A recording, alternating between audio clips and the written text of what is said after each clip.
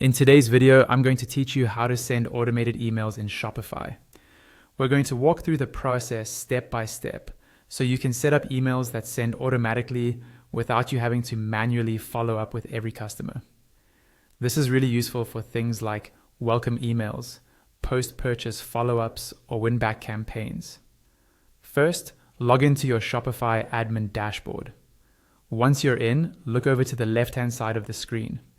You'll see a vertical menu with different sections. Find the section labeled Marketing and click on it. When you do, a few more options will appear underneath. From those options, click on Automations. Now you'll be taken to the Marketing Automations page. Here, you'll see a list of any automations you already have set up. If this is your first time, the list might be short or even empty, and that's completely fine. What we want to do is either create a new automation from a template or start a custom one. To see what Shopify has ready made for you, look towards the top right corner of this page and click on View Templates. This will open a list of automation templates that Shopify provides. These templates cover common scenarios, like welcoming new subscribers or emailing customers after they place an order. Inside this list, you have two options. If you want to build something very specific from scratch, you can click Create Custom Automation in the top right.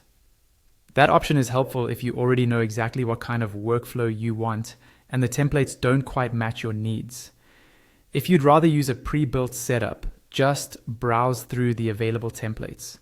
When you see one that looks like it fits what you want to do, click on it.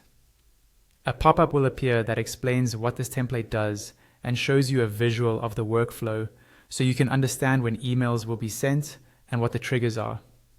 Take a moment to review it and make sure it matches your goal. If you're happy with it, click Use Template at the bottom right of the pop-up. Shopify will then create a new automation based on that template.